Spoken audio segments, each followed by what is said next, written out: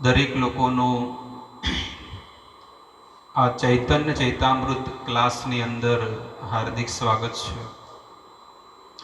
આજે ચૈતન્ય મહાપ્રભુની લીલાનું આપણે શ્રવણ કરશું બધા, અને આ કથાને મન લગાડી શ્રદ્ધાપૂર્વક બધા શ્રવણ કરે.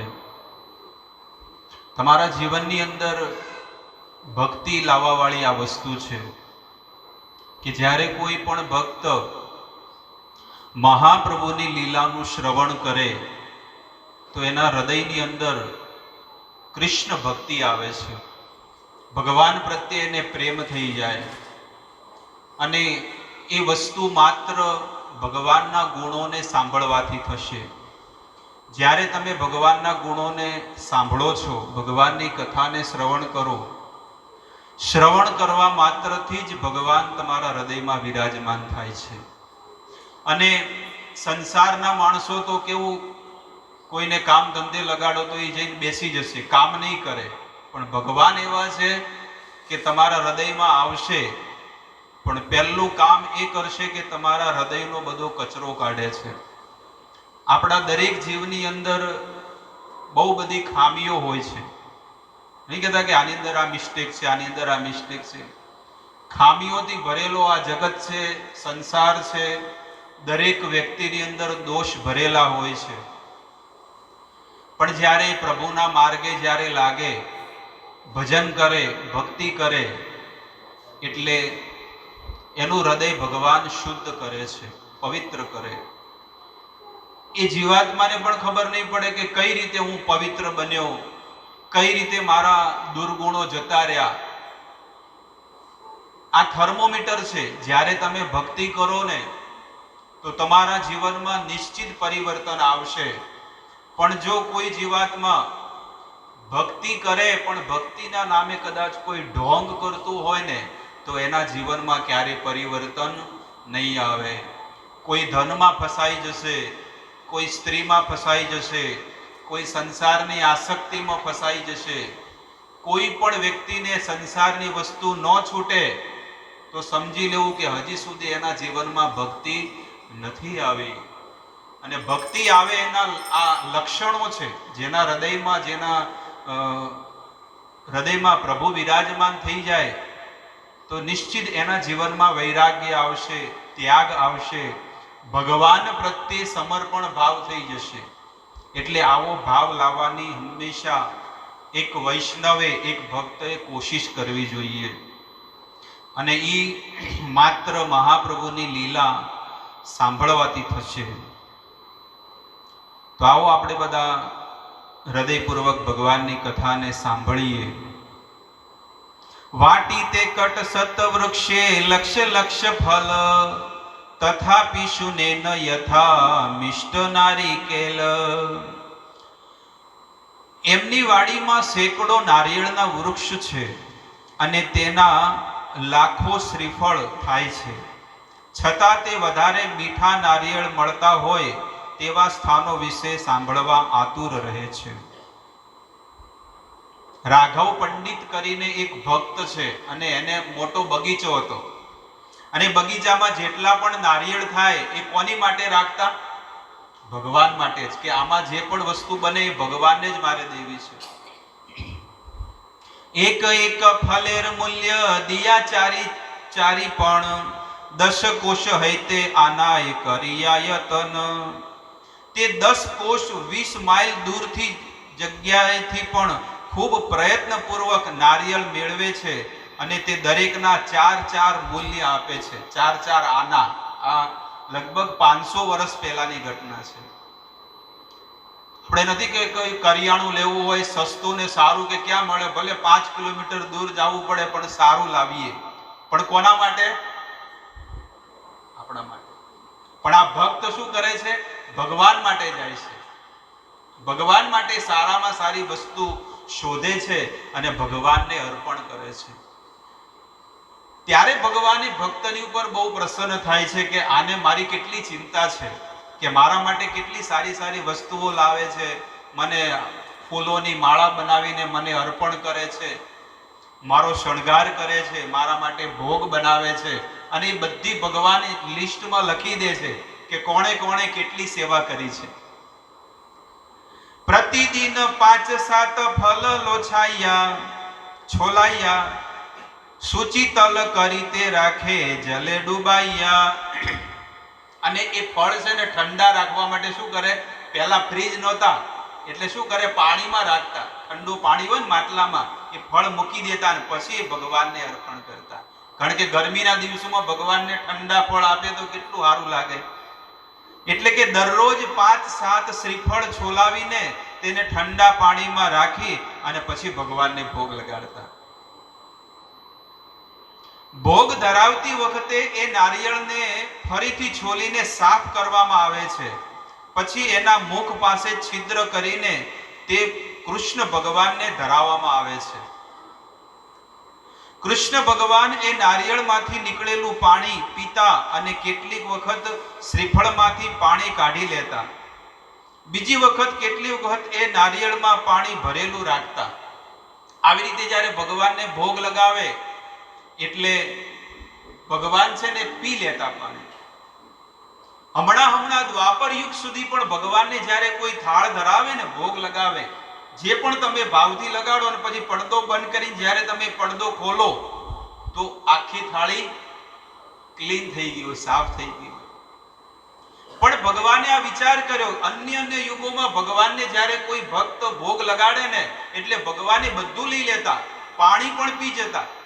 આવો ભાવ પહેલાના લોકોનો હતો. પણ જ્યારે ભગવાને જોયું કે કળિયુગના લોકો પ્રાયણ અલ્પ આયુષ્ય કલો અસ્મિન યુગે જના મંદ સુમંદ ભાગ્ય, બધાનું ભાગ્ય કેવું છે, કેવું છે, મંદ ભાગ્ય. એક 4 આના 8 આના ભેગા કરવા વાળા હોય ને એમાં પાછી ભગવાનને ભોગ લગાડે અને એમાં મન રહી જાય, ક્યારું ખાઈ જાય તો હું ભૂખ્યો રહી જાય. ખબર પડી વાતમાં? આ તો દૂધનું દૂધ ને પાણી પાણી છે, તમારી સામે જ છે કે આપણી કળિયુગના જીવની શું દશા છે. જુઓ, પાછા માટે ક્યાં જાય, કેમ પાટણ જ જાય, ડીસા નહીં જતા? મને ખબર કેમ પાટણ જ જાય, કેમ પાટણ ક્યાં, ત્યાં સસ્તું મળતું એટલે કહેવાનો ભાવ શું છે કે ભગવાને જોયું કે દ્વાપર યુગમાં ભગવાન બધું જમતા, જે પણ આપણે, પણ કળિયુગની અંદર બધો વિચાર કરવા વાળા છે બધા માણસો. એટલે ભગવાને પછી ભોગ સ્વીકારવાનો, જેટલી હોય એટલી વસ્તુ પડી રહે, પણ ભગવાને કૃપા કરી. કળિયુગના જીવ પર ભગવાને શું કૃપા કરી? તમે 5 રોટલી ધરાવો, દાળ ભાત અથાણું સલાડ મીઠાઈ જે પણ તમે ભગવાનને ભોગ લગાવો એ એટલો ને એટલો જ રહે છે. કેમ? કારણ કે ભગવાન વિચાર કરે કે દરેક ઘરમાંથી હું ખાઈ લઉં તો બિચારાને ઉઠી જાય. ખબર પડે? રોજનો 2 ટાઈમ ભોગ લગાડે તો 100 રૂપિયા કિલો સફરજન હોય અને ઉપવાસ હોય ચતુર્માસ અને સફરજન ભોગ લગાવો પટી જાય, પેલો શું ખાય? એટલે ભગવાને આ નક્કી કર્યું, કળિયુગ આવ્યો એટલે, અને ભગવાને કીધું કે હવે છે ને મારે કૃપા દ્રષ્ટિ નાખવી છે. ભોગ લગાવે છે મને, પણ એમાં હું શું કરું છું? માત્ર કૃપા નાખું છું, બસ. એટલે ભગવાન માત્ર શેના ભૂખ્યા છે? ભાવના ભૂખ્યા છે કે બસ તમે મને યાદ કરો. તમે ઉઠો છો એટલે મને યાદ કરો, તમે શાંતિથી બેસો એટલે મને યાદ કરો. કંટાળો આવે તો ભગવાન કહે છે મને યાદ કરો તો તમારો કંટાળો હું દૂર. આપણે નહીં કહેતા માણસ જ્યારે છે ને બહુ કંટાળી જાય ને પછી સોફા પર બેસે ને પછી કે કંટાળી ગયા, પલંગ પર બેઠો હોય, ખુરશી પર બેઠો હોય, પછી શું કરે? 2 હાથ ઊંચા કરી શું કે આજ તો કંટાળી ગયા. ત્યારે એ સમયે પણ જો એમ કે હે કૃષ્ણ આજે તો કંટાળી ગયા, ભગવાન કે મને કોઈ બોલાયો છે તો હવે એનો શું કર્યું? કંટાળો દૂર. એટલે ભગવાન માત્ર કળિયુગની અંદર આપણું દુઃખ લેવા માટે જ કૃપા અવતાર ભગવાનનો થયો છે, અર્ચા અવતાર, અર્ચા વિગ્રહનો અવતાર. એટલે ભગવાનને પ્રેમપૂર્વક બધી વસ્તુ અર્પણ કરવી જોઈએ. જલ શૂન્ય ફલ દેખી પંડિત હર્ષિત, ફલ ભાંગી સસ્ય કરે સતપાત્ર પૂરિત. રાઘવ પંડિત જુએ કે નારિયેળમાંથી જળ પી લીધું હતું ત્યારે તે ખૂબ હર્ષ પામતા. ભગવાનને આ 550 વર્ષ પહેલાની ઘટના છે. કે જ્યારે ભગવાનને ભોગ લગાવ્યો આ શ્રીફળ, એમાં પાણી હોય ને, એમાં ટોટી મૂકીને ભગવાને પી ગયા બધું, તો રાઘવ પંડિત બહુ પ્રસન્ન થયા કે મેં જે ભગવાનને ભોગ લગાવ્યો એ ભગવાને શું કર્યો? સ્વીકાર કરી લીધો. શસ્ય સમર્પણ કરી બાહિરે ધેલાય, શસ્ય ખાયા કૃષ્ણ કરે શૂન્ય ભાજન. કોપરાની શેષ ધરાવેલી તે મંદિરના બારણાની બહાર ધ્યાન ધરતા, તે દરમિયાન કૃષ્ણ ભગવાન એ કોપરું ખાઈ જઈને થાળીને ખાલી કરી દેતા. આ ક્યારની ઘટના છે? 550 વર્ષ પહેલાની ઘટના છે. કબુ શસ્ય ખાય પુન પાત્ર ભરે શાસે, શ્રદ્ધા બાળે પંડિતેર પ્રેમ સિંધુ ભાસે. કેટલીક વાર એ કોપરું ખાઈ ગયા પછી કૃષ્ણ ફરીથી નવી શેષની ભરી દેતા. આ રીતે રાઘવ પંડિતની શ્રદ્ધા વધતી અને તેમને પ્રેમના સાગરમાં પડી રહેતા. જ્યારે રાઘવ પંડિત ભગવાનને ભોગ લગાડતા, કૃષ્ણ ભગવાનને, ત્યારે ભગવાનને ભોગ લગાવીને બહાર બેસતા કે ભગવાનને કેવું લાગે છે, જમજો હો પ્રભુ જમજો. આવી રીતે ભગવાનને ભાવથી જમાડતા. એક દિન ફલ શત સંસ્કાર કરિયા, ભોગ લગાઈ તે સેવક આઈલ લૈયા. એક દિવસ એવું બન્યું કે નોકરે લગભગ 10 નારિયેળ યોગ્ય રીતે છોલ્યા અને તે દેવને ધરાવવા માટે લાવ્યા, એટલે કે ભગવાનને ધરાવવા માટે લાવ્યા.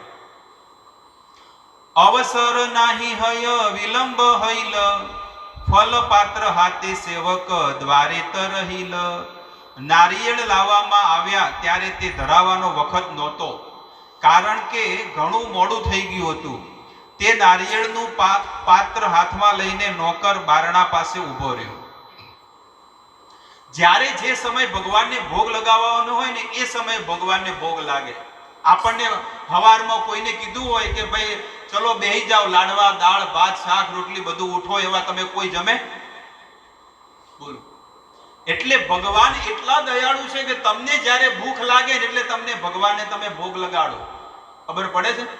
તમે 11 વાગે ભૂખ લાગે તમે 11 વાગે ભોગ લગાડો, 1 વાગે ભૂખ લાગે તો તમે 1 વાગે ભોગ લગાડો. એટલે ભગવાન આપણે ભગવાનને શું બનાવી દીધા? નોકર. હકીકતમાં ભગવાનને જ્યારે ભૂખ લાગે એટલે આપણે ભોગ લગાવવો પડે. પણ આપણે ક્યારે હોય? જ્યારે આપણે તો લાગે તો 5 વાગે ઉઠો તો 5 વાગે મંગળ આરતી થાય, અને 10 વાગે ઉઠો તો 10 વાગે મંગળ આરતી કરો. આપણો ટાઈમ એડજસ્ટ કરીને આપણે ભગવાનની સેવા કરીએ છીએ. એટલે સેવા કરવામાં ઘણો ફેર છે. આપણી સેવા કરવામાં ઘણો ફરક છે. એટલા માટે સેવા, નિયમો, આદતો, આ બધી વસ્તુઓને સુધારવા માટે આ સત્સંગ છે. અને આમાં તમે જ્યારે આવીને બેસશો ને તો નિશ્ચિત તમને જ્ઞાન, ભક્તિ, સંસ્કાર, ઘણી બધી વસ્તુઓ તમારા જીવનમાં આવશે ને વધશે. વાયર ના આવે હો પગનું.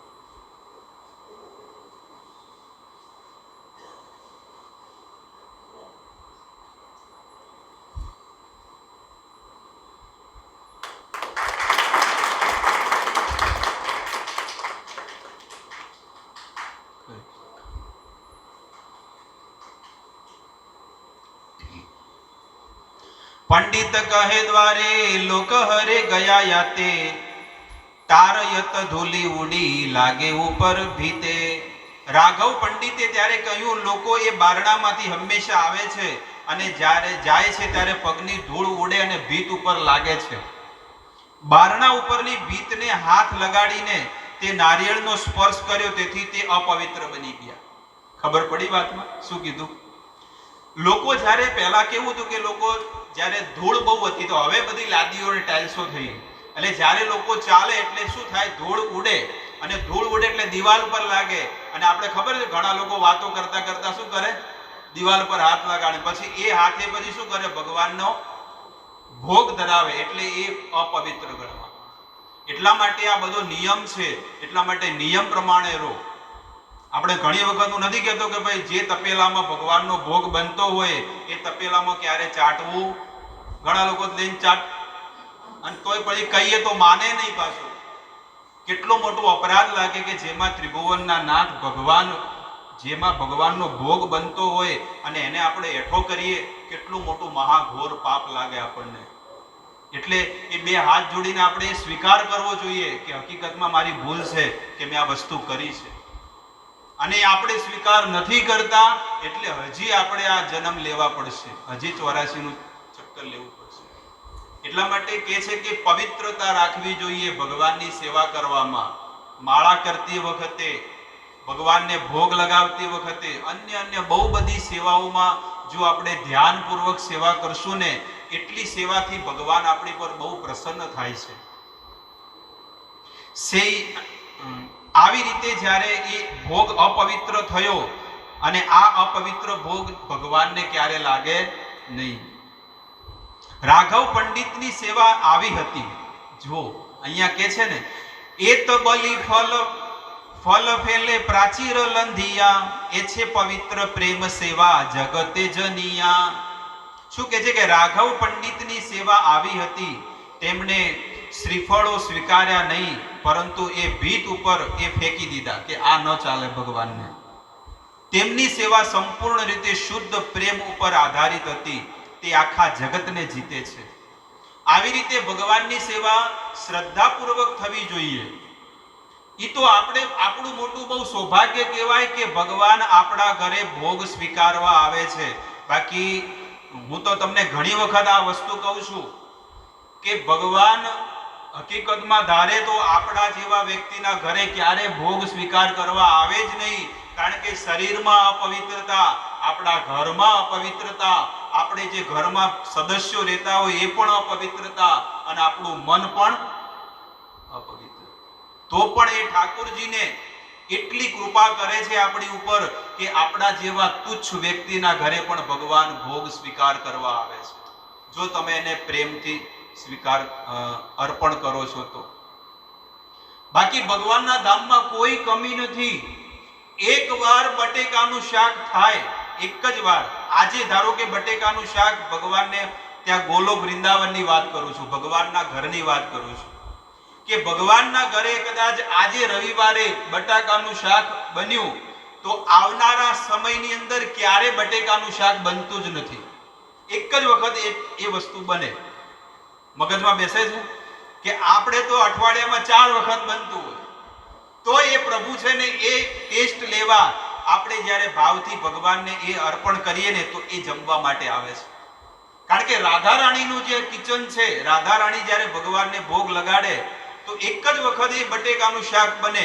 કારણ કે સ્પિરિચ્યુઅલ જગત છે, આધ્યાત્મિક જગત છે.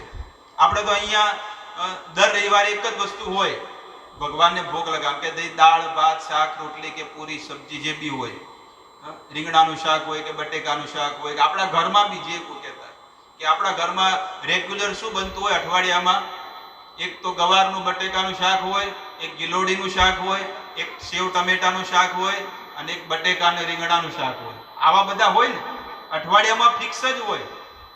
એટલે આ વસ્તુ ભગવાનને એક વખત ભોગ લાગે ને એટલે બીજી વાર લાગતી જ નથી. રાધા રાણી રોજ નિત્ય નવીન અલગ અલગ પ્રકારના ભોગ બનાવે, અલગ અલગ પ્રકારની રોજ સબ્જી આવે.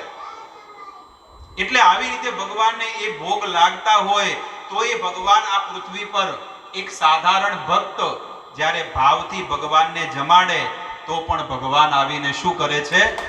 જમે છે. એટલે એ કૃપાળુ કહેવાય કે ન કહેવાય? બોલો. આપણી કોઈ હેસિયત નથી, આપણી કોઈ ઓકાત નથી કે આપણે ભગવાનના ધામમાં જઈ શકીએ, પણ તોય એ પ્રભુ આવે છે અને આવીને આપણને અહીંયાથી લઈ જાય છે. એટલા માટે આપણે કહેવાનું કે બહુ આપણે ભગવાનની બહુ મહેરબાની માનવી જોઈએ કે ભગવાન તમે મારી ઉપર કરુણા કરીને તમે મને કોરોના એમાંથી તો બચાયા, અને બીજી કરુણા મારી પર શું કરી કે તમે મને અપનાવી લીધો, મને સ્વીકાર કરી લીધો. નકે હજી કેટલા જન્મ મારે લેવા પડત, કેટલાય જન્મ ભ્રમિતે બસ આવી રીતે આપણું ચક્કર ચાલુ ને ચાલુ રહેત. એટલા માટે ભગવાનની બહુ કૃપા આપણી પર થઈ છે કે આપણને કૃષ્ણ ભક્તિ, એમની કૃષ્ણ ભક્તિ આપી દીધી, પરમાત્મા ઈશ્વરની ભક્તિ આપણને મળી. એટલે પવિત્રતાથી ભગવાનની સેવા કરવી જોઈએ. ક્યારે પણ આપણે માળા કરતા હોઈએ, ભલે બહાર ગયા હોય પણ કમસે કમ હાથ પગ ધોઈને માળા કરવી જોઈએ. કમસે કમ શું કરવું જોઈએ? હકીકતમાં બહારથી આવ્યા હોય ને તો સ્નાન કરવું જોઈએ. સવારે તમે અહીંયાથી સ્નાન કરીને જતા હોય, આખો દિવસ કેવા કેવા વ્યક્તિઓને તમે અડ્યા હોય, કેવા કેવા વ્યક્તિઓની સાથે વાતચીત કરી હોય, પવિત્ર હોય અપવિત્ર હોય ગમે તેવો હોય, અને એવા વ્યક્તિના હાથનું તમે હાથ મિલાવો, એની સાથે વાતચીત કરો, એટલે તમારું આ કાયા શરીર સાંજ પડતા પડતા કેવું બની જાય? પવિત્ર બને. એટલા માટે ઘરે આવીને પહેલું તો સ્નાન કરવું જોઈએ. પણ કદાચ આળસુનો પીર હોય તો એને એટલું તો કરવું જોઈએ કે હાથ આટલા ધોવા પડે, બે હાથ, આખું મોઢું અને પગ ઢીચણ સુધી, એને એટલું ધોઈ પછી અંદર એન્ટ્રી કરવી જોઈએ ઘરમાં. અમુક તો આ જતા હોય તો એ બાથરૂમ જતા હોય તો હાથ પગ નહીં ધોતા, અમુક લોકો એટલા ગંધાતા હોય, બોલો કપડા ન ધોવે, ગમે તેવો ગંધવેડા રહેતા હોય, તો એવા ક્યાં ભગવાન આવે? સાધારણ એક વ્યક્તિ પણ તમારા ઘરે કોઈ નહીં આવતો, તમે જુઓ આજુબાજુ વાળા, એના તો ગંધાતું હોય, એના ઘરનું પાણી કોણ પીવે? એના છોકરા તો મૂઢે મોડી માટલું મૂઢે ગ્લાસ હોય, એનું એ જ પાછું હોય. આપણને ન ચાલે. એક સાધારણ વ્યક્તિને જો આ વસ્તુ ન ચાલે તો ભગવાનને ચાલે? એટલા માટે કે છે કે ઘરની અંદર એટલો સુંદર વ્યવહાર, આચરણ, સ્વભાવ, આદતો, શુદ્ધતા, આ બધી વસ્તુ આપણા ઘરની અંદર આપણે રાખો તો આપણા ઘરમાં પ્રભુ પધારે છે. એતમત કલા આમ્ર નારંગ કાઠાલ યહા યહા દૂર ગ્રામે સુનિયા છે ભાલ. આ રીતે તે દૂર દૂરના ગામમાંથી વખણાતા કેળા, કેરીઓ, નારંગીઓ, ફણસ વગેરે ઉત્તમ પ્રકારના ફળ મંગાવ્યા. હવે કે આ તો ભોગ નહીં લાગે, પણ હવે શું કરો? તરત જ જાઓ અને જ્યાં જે ગામમાં જે વસ્તુ વખણાતી હોય ને એ ભગવાન માટે લાવો. બહુમૂલ્ય દિયા આની કરિયા યતન, પવિત્ર સંસ્કાર કરી કરે નિવેદન. રાઘવ પંડિતે ભગવાનને ભોગ લગાવવા માટે એ બધા ફળો દૂર દૂરથી મંગાવ્યા અને ઊંચી કિંમતે ખરીદ્યા. જે કિંમત માગે એ કિંમત આપી અને તેમને ખૂબ સંભાળ તથા શુદ્ધિપૂર્વક સમારીને રાઘવ પંડિતે એ ભગવાનને ભોગ લગાવ્યા. ત્યારે ભગવાન જોવે છે કે આને કેટલો પરિશ્રમ કરીને મારી માટે દૂર દૂર જઈને મારી માટે આ વસ્તુ લાવ્યા. તો ભગવાનની વસ્તુની કિંમત હોય છે, સંસારના માણસોને વસ્તુની કોઈ કિંમત નહીં હોય. તમે ગમે જેટલા મરી મટો સંસારના માણસો માટે, પણ કોઈ તમને એમ નહીં કે આ ભાઈએ મારા માટે સારું કર્યું. આ સંસારનો નિયમ છે. તમે મરી મટો, એની સેવા કરો, ગમે તે કરો, પણ કોઈ તમને એમ હારું નહીં કે. પણ ભગવાન એટલા દયાળુ અને કૃપાળુ છે કે ભગવાન બધી વસ્તુને યાદ રાખે છે. એતમ મત વ્યંજનેર શાક મૂલ ફલ, એઈ મત ચીડા હુડુમ સંદેશ સકલ. આ રીતે ખૂબ સંભાળ પૂર્વક રાઘવ પંડિત શાકભાજી, ફળ, મૂળ, પૌવા, ચોખાની ખીર અને મીઠાઈઓ તૈયાર કરાવી. બપોરનો સમય થયો એટલે શું કર્યું કે હવે ભગવાનને રાજ ભોગ લાગશે, એટલે સુંદર મજાના ભોગ ભગવાન માટે તૈયાર કરાવડાવ્યા. એતમત પીઠાપાન ક્ષીર ઉદન, પરમ પવિત્ર આર કરે સર્વોત્તમ. આમ તે પૂરીઓ, દૂધપાક, ખીર વગેરે દરેક પ્રકારની વસ્તુ ખૂબ સંભાળ પૂર્વક તૈયાર કરતા, કે કોઈ એને બોટવું ન જોવે, કે પહેલા ભગવાનને થાળ ધરાવવો જોઈએ.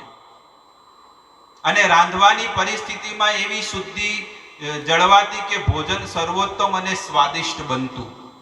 આપણે એવો વિચાર ન કરવો જોઈએ કે આ કદાચ મોળું હશે કે તીખું હશે, ખાટું હશે.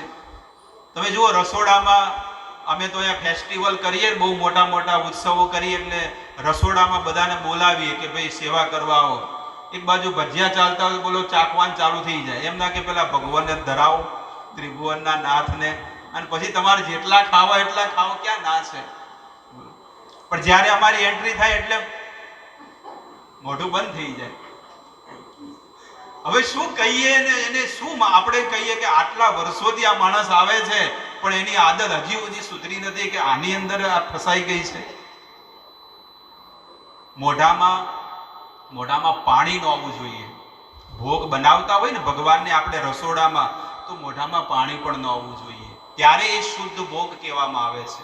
અને આવી રીતે વ્રજ વૃંદાવન ધામમાં લોકો કરે છે, અયોધ્યા સાકેત ધામમાં સેવા કરે છે, અને આવી રીતે ઠાકોરજીની સેવા કરે છે.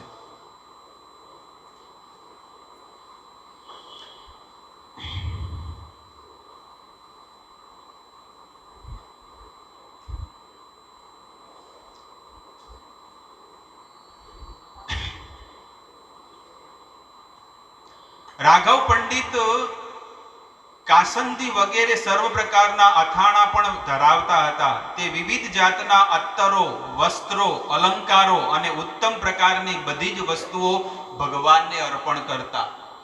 જે વસ્તુ હોય એ સૌથી પહેલા ભગવાનને અર્પણ કરવી જોઈએ. એવું નહીં કે એક વખત લાયા એટલે બધું અર્પણ કરી દે. ઘણા લોકો તો એવી આદત હોય કે અથાણાની બાટલી જ મૂકી દે, આખી 5 કિલોની બોટલ, ખાધા કરો. તમને આપી, તમે ખાઓ 5 કિલો. રોજ થોડું થોડું એક ચમચી આપવાનું. ઘણા લોકોને કે રોજ ચિયો ધરાવે, એટલે એકી આખી બોટલ જ આપી દે આખી, લો, અને અંદર તુલસી પત્તું મૂકીને લો ખાઓ. આ શું છે? આ તબેલો છે?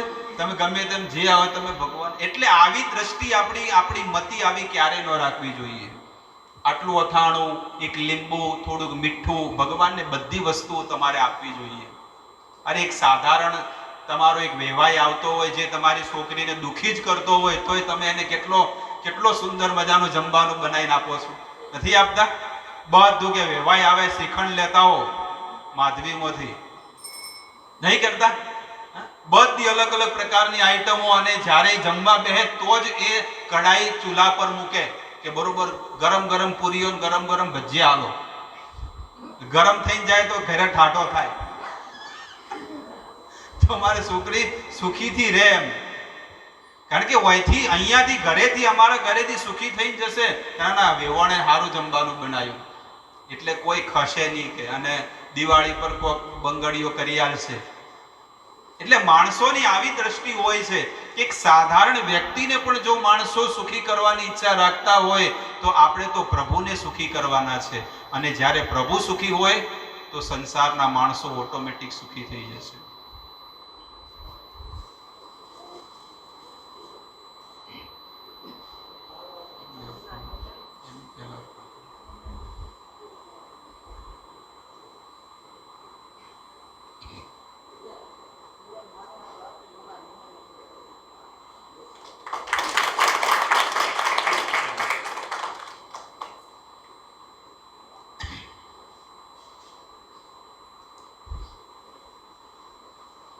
હવે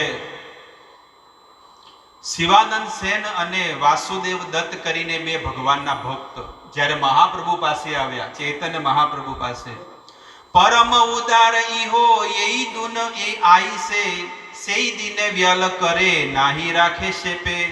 વાસુદેવ દત્ત પરમ ઉદાર છે. દરરોજ જે આવક થાય તેને ખર્ચી નાખે, અને તે કાંઈ પણ શિલ્લક રાખતા નહોતા. કોણ? વાસુદેવ દત્ત. એક ભગવાનના ભક્ત થઈ ગયા. જે પણ સવારથી સાંજ સુધી કમાઈ, સાંજે પછી વાપરી નાખે, અને ભગવાનની સેવામાં જ. એટલે આવા ઉદાર ભક્ત બનવું જોઈએ માણસે. કાલની ચિંતા માણસે ક્યારે ન કરવી જોઈએ. આપણા ઉપનિષદોમાં, વેદોમાં પણ આ બધી વસ્તુઓ બહુ બધી લખેલી છે કે એક ગૃહસ્થે માત્ર 6 મહિના સુધી એના ઘરમાં એ બેસીને ખાઈ શકે એટલી જ વસ્તુ એની પાસે હોવી જોઈએ. અને એનાથી જો વધારે એની પાસે વસ્તુ હશે તો એના ઘરની અંદર દુઃખના ડુંગરાઓ આવી જશે. અને અત્યારે કળિયુગની અંદર એ જ દશા છે કે માણસોને પેઢીઓની પેઢીઓ સુધી બેસીને ખાય એટલું બધું માણસની પાસે છે, પણ તોય માણસ શું કરે છે? હજી મહેનત કરે છે. એ ધારે તો આ શરીરથી દિવ્ય ધન કમાઈ શકે છે કે ઘરે બેઠા બેઠા ભગવાનનું નામ લઈને એ આ ભવસાગરને તરી શકે છે, પણ એટલું બધું ધન હોવા છતાં પણ એ માણસ ભક્તિ નથી કરી શકતો. અને એ તમે ને આપણે બધા અનુભવ કરીએ છીએ કે આપણે બહુ ઈચ્છા થાય કે ચલો બેઠે બેઠે આપણે ભક્તિ કરશું, પણ માળા કરવાની ઈચ્છા થાય છે? નથી થતી. મંદિરે આવીને ભગવાનની સેવા કરવાની ઈચ્છા થાય તો કે નથી થતી. કે ચલો અઠવાડિયામાં એકવાર આપણે મંગળા આરતીમાં આવીને ભગવાનના દર્શન કરીએ પરોડિયામાં સવારમાં, એ પણ ઈચ્છા નથી થતી.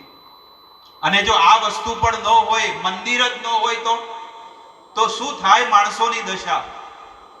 બે ઘડી માટે આપણે વિચાર કરીએ કે જો મંદિર ન હોય, ભક્તો ન હોય તો આપણી શું થાત? આપણું ભજનનું, આપણી ભક્તિનું શું થાત? આપણે એ જ સંસારમાં રચ્યા પચ્યા હોત અને પુનરપી જનનમ પુનરપી મરણમ, વારે વારે જન્મ લેવો ને મરવું, આ જ આપણી દશા હોત.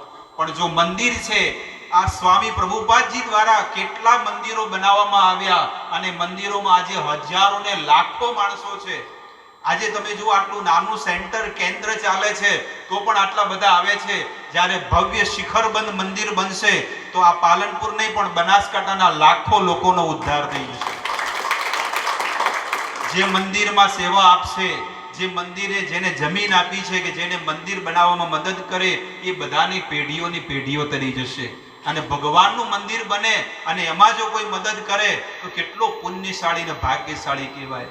અને જેનું ધન એમાં જશે ને એને બહુ ભાગ્યશાળી માનવું જોઈએ કે હું કેટલો ભાગ્યશાળી છું કે આટલા લાખો કરોડો માણસો અહીંયા રહે છે પણ એમાંથી મારું ધન ભગવાને સ્વીકાર કર્યું. એટલા માટે આપણા ધનથી જો ભગવાનની સેવા થતી હોય ને તો આપણે શું માનવું જોઈએ? બહુ સૌભાગ્યશાળી માનવું જોઈએ કે હું કેટલો ભાગ્યશાળી છું કે ભગવાને મારું ધનને સ્વીકાર કર્યું. એટલે અહીંયા વાસુદેવ દત્ત કેટલા ઉદાર હતા કે છે કે પરમ ઉદાર હતા. અને આ કોણ કે છે? મહાપ્રભુ કે છે. સંસારના માણસો તો આપણી વાતો કરે સારી કે ખરાબ, પણ આજે ભગવાન આટલી સુંદર વાત કરે છે કે વાસુદેવ દત્ત એટલા શુદ્ધ ભક્ત હતા કે સવારથી સાંજ સુધી જે કમાઈને આવે એ સાંજે ભગવાનની સેવામાં વાપરી દેતા. આટલા શુદ્ધ ભક્ત હતા. ગૃહસ્થ હૈ ન ઈહો ચાહીએ સંચય ના કેલે કુટુંબ ભરણ નાહી હોય. હવે ભગવાન કે છે ગૃહસ્થ હોવાથી આ વાસુદેવ દત્તે પૈસા બચાવવા જોઈએ. એમ કહે છે કે આ જો રોજ વાપરી નાખે ભગવાનની સેવામાં અને પૈસા બચાવવા જોઈએ. સંસારી છે, છોકરા છે, બધું છે, તે એમ કરતા નથી. તેથી તેમના કુટુંબનું ભરણ પોષણ કરવું તેમને ખૂબ મુશ્કેલ પડશે આગળ જતા. પણ કે કોઈ ચિંતા નથી. નારાયણ રખવાલ હે જાકે ભુજા હજાર. ઇહાર ઘરેર આય વ્યસ સબ તોમાર સ્થાને સરખેલ હૈયા તુમી કહીર સમાધાને. કૃપા કરીને આ વાસુદેવ દત્તના કુટુંબની બાબતોની સંભાળ રાખજો અને તેમના વ્યવસ્થાપક બનીને યોગ્ય ગોઠવણો કરજો.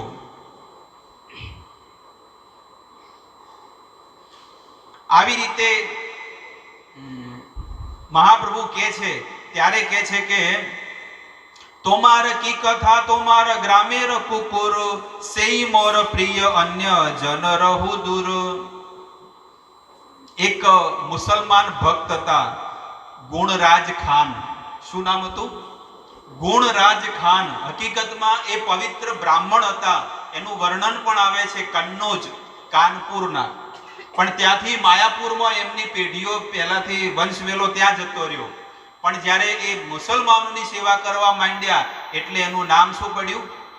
ગુણરાજ ખાન. અને આ ગુણરાજ ખાન પણ છે ને ભગવાનની સેવા કરતા. ભલે એ મુસલમાન ધર્મ એને સ્વીકાર કર્યો પણ કૃષ્ણ ભક્તિ કરતા. એટલે અહીંયા આગળ કે છે કે બીજા લોકોની તો વાત દૂર રહી પણ તમારા ગામનું તો કૂતરું પણ મને બહુ પ્રિય છે, તો પછી તમારી તો વાત જ શી કરવી. જ્યારે કહે છે કે હું તો બહુ તુચ્છ છું, હું તો મુસલમાન કુળમાં મારો જન્મ થયો અને હું કયા ધર્મને અપનાવું છું, તો પણ તમે મારી સેવા સ્વીકાર કરી. મહાપ્રભુને કહે છે. ત્યારે મહાપ્રભુ કહે છે કે હે ભક્તને કહે છે કે તારી તો વાત જવા દે પણ તારા ગામમાં એક કૂતરું પણ છે ને એને પણ એ મારું બહુ પ્રિય છે. કારણ કે તારા ઘરમાં નિવેદિત કરેલું ભોજન જમે છે.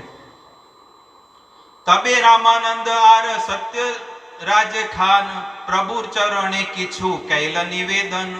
ત્યારે રામાનંદ વસુ તથા સત્યરાજ ખાન એ બંને શ્રી ચૈતન્ય મહાપ્રભુમાં ચરણોમાં નિવેદન કર્યું. શું નિવેદન કર્યું છે સાંભળો.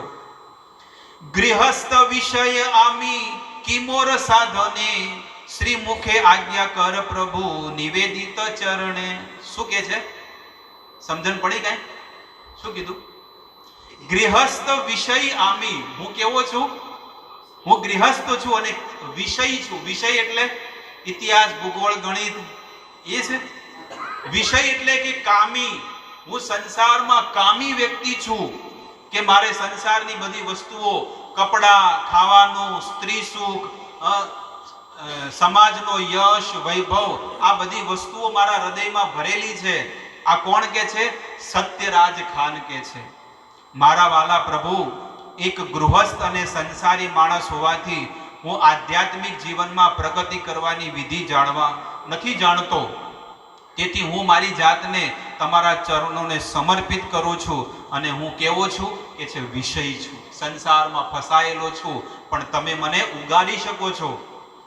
પ્રભુ કહે ન કૃષ્ણ સેવા વૈષ્ણવ સેવન નિરંતર કર કૃષ્ણ નામ સંકીર્તન. હે સત્યરાજ ખાન, ભલે તમે ગમે જેટલા વિષય હોય, ગમે જેટલા કામી હોય, ગમે જેટલા સંસારમાં ફસાયેલા હોય, પણ તમે આ શું કરો? ચૈતન્ય મહાપ્રભુએ જવાબ આપ્યો કે કૃષ્ણ ભગવાનના પવિત્ર નામનું સતત કીર્તન કરો. જે વ્યક્તિ સતત ભગવાનના નામનું કીર્તન કરે, નામ જપ કરે, એ જીવનમાં ક્યારે વિષય હોતો નથી. જ્યારે જ્યારે શક્ય હોય ત્યારે કૃષ્ણની કથા સાંભળો અને કૃષ્ણ ભક્ત એટલે કે જે ભગવાનના જે વૈષ્ણવ ભક્ત છે એની સેવા કરો. જે ભગવાનના ભક્ત હોય, જે ભગવાનની સેવામાં લાગેલા છે, એની પણ જો તમે સેવા કરશો ને તો તમે પણ આ ભવસાગરને તરી જશો. કેટલી સુંદર વાત કરે છે. પ્રભુર કહે ન, હવે ભગવાન શું કે છે? કૃષ્ણ સેવા તમારે શું કરવાનું છે? ભલે ગમે જેટલા વિષય હોય, સંસારમાં ફસાયેલા હોય, પણ નિરંતર શું કરો? કૃષ્ણ સેવા અને વૈષ્ણવ સેવન અને વૈષ્ણવોની સેવા કરો. નિરંતર કર કૃષ્ણ નામ સંકીર્તન. અને જ્યારે પણ તમને સમય મળે ત્યારે શું કરો? કૃષ્ણ નામ સંકીર્તન. જે દિવસે તમારા જીવનમાં નિરંતર કૃષ્ણ નામ સંકીર્તન કરવાની ઈચ્છા થઈ જશે, એટલે એક દિવસ દૂર નથી, તમારા પ્રભુના ઘરેના દરવાજા તમારી માટે ખુલી ગયા છે. બસ વૈકુંઠના દરવાજા ખુલી ગયા છે. એટલે નિરંતર કથા સાંભળો, નિરંતર નામ જપ કરો. સત્યરાજ બલે વૈષ્ણવ ચિનિબ કેને કે વૈષ્ણવ કહતાર સામાન્ય લક્ષણે. હવે સત્યરાજ ખાન પૂછે છે કે વૈષ્ણવ કોને માનવા જોઈએ? કોણ છે વૈષ્ણવ? મને બતાવો, એના લક્ષણ બતાવો. આપણે નહીં કહેતા કે ભાઈ કોરોના જેને થયો એના લક્ષણ શું છે? આપણે નહીં કહેતા. એટલે કે તાવ આવે અઠવાડિયું, એમ કે છે ને લોકો કે અઠવાડિયું તાવ આવે ને પછી 14 દિવસ સુધી ક્વોરન્ટાઇન કરી દે. એવું આ એના કોરોનાના લક્ષણ છે. તો અહીંયા આગળ કે છે કે જે વૈષ્ણવ હોય એના શું લક્ષણ છે? એટલે અહીંયા કહે છે કે આ સાંભળીને સત્યરાજે કહ્યું, હું એક વૈષ્ણવને કેવી રીતે ઓળખી શકું કે આ વૈષ્ણવ છે? વૈષ્ણવ કોને કહેવાય, વૈષ્ણવ કોણ ગણાય, તે મને જણાવો. તેના સામાન્ય લક્ષણો કેવા હોય છે એ મને તમે જણાવો. ત્યારે ચૈતન્ય મહાપ્રભુ કહે છે, સાંભળજો કે કોને વૈષ્ણવ કહેવું જોઈએ. પ્રભુ કહે, યાર મુખે સુની એક બાર કૃષ્ણ નામ સેઈ પૂજ્ય શ્રેષ્ઠ સભાકાર. એકદમ સરળ વસ્તુ છે. ગુજરાતી બંગાળી સરળ છે. શ્રી ચૈતન્ય મહાપ્રભુએ જવાબ આપ્યો, જે માણસ માત્ર એક જ વખત કૃષ્ણના પવિત્ર નામનું કીર્તન કરે છે તે પૂજવા પાત્ર છે અને તે જ શ્રેષ્ઠ માનવ ગણવામાં આવે છે. કેટલું સુંદર વાત કરે છે મહાપ્રભુ.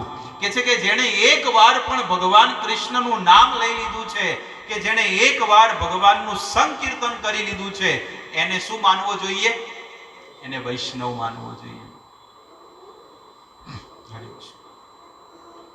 શીલ ભક્તિ સિદ્ધાંત સરસ્વતી ઠાકુર કહે છે કે કૃષ્ણના પુનિત નામનું એક વખત પણ સંકીર્તન કરવાથી માણસ પૂર્ણત્વને પ્રાપ્ત કરે છે. એક વાર જો કોઈ ભગવાનનું નામ લઈ લે તો એ શું બની જાય? પવિત્ર બની જાય છે, શુદ્ધ બની જાય. તો આપણે તો કેટલાય બધા નામ લીધા, તો કેમ નથી બનતા? બોલો. હવે આપણે તરત પ્રશ્ન થઈ જાય કે અમે તો આટલા ટાઈમથી નામ લઈએ, હજી સુધી પવિત્ર કેમ નથી બન્યા? કારણ કે આપણે કૂતરાની પૂંછડી જેવું છે. પવિત્ર નામ ભગવાનનું લઈએ પણ પાપ ચાલુ છે. કર્મનું બંધન તો ચાલુ છે કે નથી? સંસારમાં ફસાવાના ધંધા હજી ચાલુ છે. એટલે કે છે કે ભગવાનનું નામ જો કોઈ લે તો પવિત્ર બની જાય, પણ ફરીથી બીજી ઘડીએ શું કરે? એટલે અહીંયા કહે છે કે માણસે નિત્ય કોઈ પણ અપેક્ષા વગર માત્ર ભગવાનને ભજવા જોઈએ. ભલે કોઈ પણ સારા કે ખરાબ કર્મ થાય, પણ એ કર્મની કોઈ ચિંતા ન કરો, નિરંતર નામ સંકીર્તન કરો. હવે એક નાનકડો દીકરો હતો 5 વર્ષનો. હવે એ દીકરાએ છે ને આવી રીતે કથા સાંભળતો હતો. નવરાત્રીના સમયે કથા સાંભળતો હતો. નવરાત્રીમાં એને કથામાં સાંભળ્યું કે ભગવાનનું નામ લેવાથી માણસ બધા પાપોમાંથી મુક્ત થઈ જાય, એટલે દરેકે ભગવાનનું નામ લેવું જોઈએ. એટલે એણે શું કર્યું? દિવાળીનો સમય આવ્યો એટલે ફટાકડા ફોડતો હતો. તો ડાબા હાથે ફટાકડા, લવંગિયા ફોડે, ફુવારો ફોડે, બધું કરે, અને જમણા હાથે હરે કૃષ્ણ કૃષ્ણ કૃષ્ણ હરે હરે, હરે રામ. એક બાજુ નામ લેતો હતો અને એક બાજુ શું કરે? એ કે તું આ પાપ, આટલા બધા ફટાકડા ફોડે છે, બધા કીટ, જીવાણુ, પક્ષી કે બધા મરી જાય, એટલે કે કાંઈ વાંધો નહીં, આ બાજુ માળા ચાલુ છે. બોલો, એક નાનો છોકરો જો આવું વિચાર કરતો હોય તો પછી આપણી તો ક્યાં વાત જ જાય. એટલે કે છે કે નામ કે બલ પર પાપ કર્મ करना ये भी एक अपराध है. 10 नाम अपराध છે, એમાં 7મો નામ अपराध. પહેલો નામ अपराध એવો છે કે એવા મહાન ભાગવત વૈષ્ણવોની નિંદા કરવી કે જેમણે સંપૂર્ણ જીવન કૃષ્ણ પ્રચાર હેતુ સમર્પિત કર્યું છે. શું કે છે? એવા મહાન ભાગવત સાધુ સંતોની નિંદા કરવી કે જેમણે આખું જીવન ભગવાનને સમર્પિત કર્યું છે, અને એની આપણે નિંદા કરીએ એ તો મોટો ઘોર અપરાધ કહેવામાં આવે છે. આ સ્વયં આપણું શાસ્ત્ર કહે છે. શિવ, બ્રહ્મા આદિ દેવી દેવતાઓને ભગવાનની નામની સમાન અરે બધાનો એક જ છે, જે લેવું લો. કે બાબાનો લોન, બાપુનો લોન, માતાનો લોન, જે લેવું લો, તમને જે ભાવે લો. નહીં, ભગવાનનું નામ અને દેવતાઓનું, પિતૃઓનું, સંસારના માણસોનું એક સમાન જો તમે માનો છો તો એનો પણ તમે અપરાધ કરી રહ્યા છો. એટલે કૃષ્ણ ગોવિંદનું નામ જ લેવું. ગુરુની અવજ્ઞા કરવી અને એમને એક સાધારણ વ્યક્તિ સમજવા. આપણે જેને ગુરુ બનાવતા હોય અને પછી એની અવજ્ઞા કરી નાખવી, આ તો અમુક કોઈ ફોલી ખાવા નહીં. ઘણા લોકો કેવું કે કોઈ આવડત જ નથી, જેવી રીતે ઉઠવું, બેહવું, કનાની જેવી વાત કરી, બસ ખાલી નામ લેતા આવડે, હરે કૃષ્ણ. એટલે ગુરુની અવજ્ઞા કરવી, એમને એક સાધારણ વ્યક્તિ સમજ. આ તો અમારી જેમ ખાય છે, અમારી જેમ ઉઠે છે, અમારી જેમ બે છે, એમનું સ્તર, લેવલ અલગ છે અને આપણું લેવલ અલગ છે. વૈદિક શાસ્ત્ર એવં પ્રમાણોનું ખંડન કરવું. આ બધા શાસ્ત્રો બધા ખોટા છે, એનું ખંડન કરવું કે આ બધું ખોટું છે. લોકો બિચારા ભૂખે મરતા હતા એટલે આ બધી પોથીઓ લખી અને પછી બધા બેહી ગયા ટેબલ ઉપર અને પછી ચાલુ થઈ ગયા. એટલે એનું એ ઘર ચાલે, મંદિરે ચાલે અને બીજા બધાને ચાલે. એટલે કે છે કે વૈદિક શાસ્ત્ર એવં પ્રમાણોનું ખંડન કરવું. હરે કૃષ્ણ મહામંત્રને વેદોમાં વર્ણિત એક શુભ સકામ કર્મકાંડની સમાન સમજવું. આ હરે કૃષ્ણ મંત્ર જે આપ્યો આપણને ભગવાને, તો એને કર્મકાંડની જેમ, પેલા નહીં બધા કર્મકાંડ કરતા હોય એના એ જે મંત્ર હોય એના તોલે બધા માનતા હોય, તો એને પણ આ નામનો અપરાધ કરેલો છે. અને અશ્રદ્ધાળુ વ્યક્તિઓને ભગવાનની મહિમાનો પ્રચાર કરવો. કોઈક નાસ્તિક માણસ હોય ને એને કહે, એટલે ભાઈ તું ભગવાનનું નામ લે, એ ક્યારે નહીં લે. અને કહે છે કે हरिनाम में पूर्ण विश्वास न होना और इसकी अगाध महिमा सुनने के बाद भी भौतिक विषय आसक्ति बनाए रखना. हरिनामમાં વિશ્વાસ ન હોવો પહેલી વસ્તુ.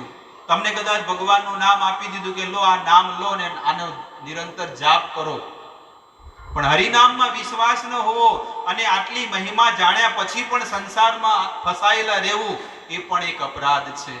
ધ્યાનપૂર્વક જાપ ન કરવો પણ એક અપરાધ છે. જે સ્વતઃને વૈષ્ણવ સમજવા વાળો ભક્ત હોય એને આ 10 નામ અપરાધથી બચવું જોઈએ. એટલે શાસ્ત્ર પ્રમાણે જીવન જીવવું જોઈએ. મહાપ્રભુ કહે છે કે જેને મુખમાં એકવાર ભગવાનનું નામ હોય ને એને વૈષ્ણવ સમજવો જોઈએ, એને ભગવાનનો ભક્ત માનવો જોઈએ. આવી શ્રદ્ધા તથા માન્યતાથી માણસ કૃષ્ણ ભાવનામૂર્ત જીવનનો આરંભ કરી શકે છે. શું કહે છે? પરંતુ સામાન્ય માનવી આવી શ્રદ્ધાથી કૃષ્ણ પુનિત નામનું સંકીર્તન કરે નહીં. શ્રી રૂપ ગોસ્વામી એવા ઉપદેશામૃતનું સમર્થન કર્યું છે. કૃષ્ણેતિ યસ્ય ગિરિતમ મનસાદ્રિયેત દીક્ષાસ્તિ ચેત પ્રણય વિશ્ચ ભજંતમીશમ શુશ્રૂષયા ભજન વિજ્ઞમ અનન્ય અન્ય નિંદાતિ શૂન્ય ભજન ઈપ્સિતમ સ્વત લબ્ધા. આ ઘણા સમય પહેલા અમે આ શ્લોક અમે વાંચેલો છે, લગભગ 15-17 વર્ષ પહેલાની ઘટના. પણ એના પછી આજે ઘણા ટાઈમ પછી આ મગજમાં આ શ્લોક આવ્યો. કૃષ્ણેતિ યસ્ય ગિરિતમ. ગિરી એટલે કે આ ગિરી એટલે પેલા સોમગીરી નહીં. ગિરી એટલે કે જે આ જીહવા ઉપર, જીહવાના અગ્ર ભાગ ઉપર જેને ભગવાનનું એકવાર નામ આવે છે. કૃષ્ણેતિ યસ્ય ગિરિતમ મનસાદિર્યેત. એને મનથી શું કરવું જોઈએ? આદર કરવું જોઈએ. કે આટલા બધા લોકો છે પણ આ હજારોમાંથી એક તો ભગવાનનું નામ લે છે એટલે મનથી એનું આદર કરવું જોઈએ. દીક્ષાતિ ચેત પ્રણય વિશ્ચમ ભજંતમ ઈશમ.